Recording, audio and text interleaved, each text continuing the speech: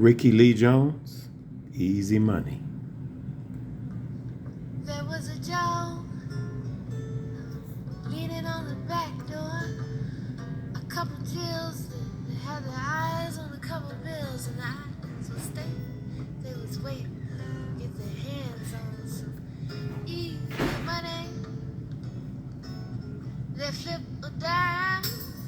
One said, well, I'll tell you, it's this time. One step up, one step back, one loosened her shoulder strap. She couldn't speak, her knees got weak. Oh, she could almost taste it. Easy money. All right, so what do you get the title of our story is today for the warm-up? It's Easy Money. Tactic 5. Read the following story and then answer the questions. Easy Money by Evan Hunter. Jeff knocked on the door. Be patient, Mr. Matthews had said, but make the sale. The door opened a crack. Yes? The woman looked old. How do you do, Mrs. O'Connor? Jeff said. I'm from the Home Bible Company. He sensed her confusion, but tried to put it out of his mind. May I come in? He smiled, as Matthews had shown him. Well, she said, I suppose so, but I can't afford to buy. Jeff stepped into the dim living room. He sat on the worn couch. Mrs. O'Connor said, It is a mess. I have not felt like cleaning since.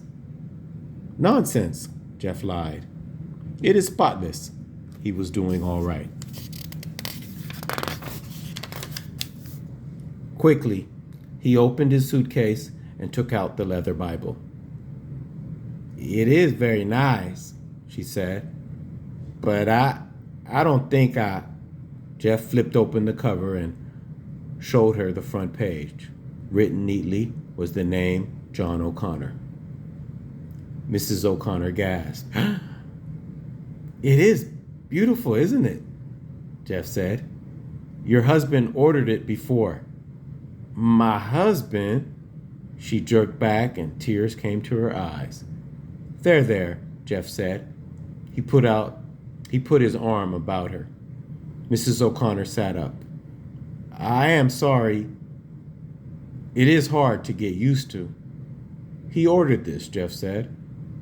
Thank you so much for bringing it.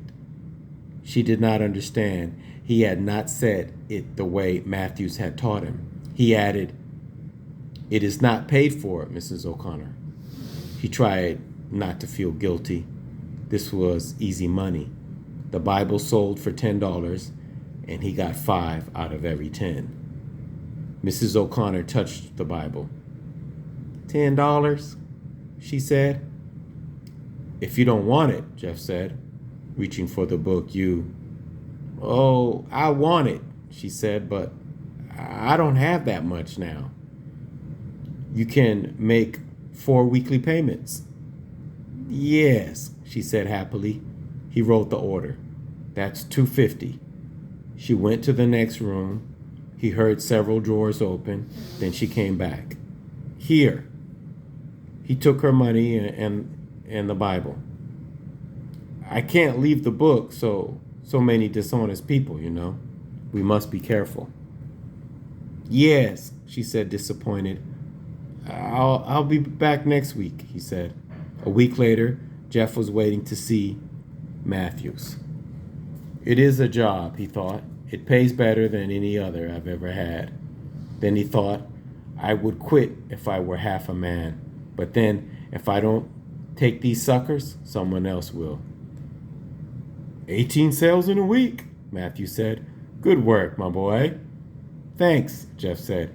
He was thinking of the fear and hurt in Mrs. O'Connor's eyes. It is best, however, to collect the full $10 at once, Matthews said. It is not easy, Jeff said. He thought of Mrs. O'Connor searching for the money. The next day, Jeff went back to Mrs. O'Connor. She's next door, said a small boy. She helps the landlady. Jeff went to the next building. It was like the one he had just left. The stairway was narrow. The walls were cracked. Mrs. O'Connor was on her hands and knees scrubbing the floor. I took a job, she said. It isn't much, but it helps. I get $5 a day. She took $2.50 from her apron pocket. As Jeff left, he was thinking, Mrs. O'Connor scrubbed floors for a full day to get $5. To earn the same amount, all he had to do was sell her a Bible that her husband never ordered. That Wednesday, Matthew was happy. And I have a new idea, he said. Death notices in the paper are fine, of course, and we will still use them.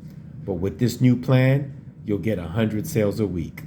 Suddenly, Jeff didn't want to hear the new plan. He was nothing but a con man, playing on sympathy for the dead. I quit. I won't do your filthy work. Jeff opened the suitcase, took out a Bible, and left. Jeff felt better when he gave the neighbor boy the envelope with the $5 and the Bible. Maybe he was still a coward. A brave man would have faced Mrs. O'Connor, but he felt happier than he had felt in a long time. All right, number 1, what has happened to Mrs. O'Connor's husband? Why is Mrs. O'Connor eager to buy a Bible that she really can't afford? You have to infer. Number 3, exactly how do Matthews and Jeff operate their business? Number 4, how does Jeff feel about his job? Number 5, what logic does Jeff use for not quitting? Number 6, why does Jeff finally quit? Number 7, how does Jeff ease his guilty conscience at the end of the story? Okay, what's going on here in our picture today? Take a look. Look at the eyes. Look at that lady. And what's going on with that lady there? Everyone around them. Let's read it, the captions.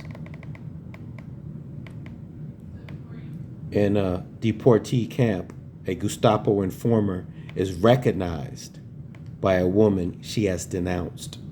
Dessau, Germany, 1945. What does the word Gestapo mean? A Gestapo informer. There's the picture again. There you have it.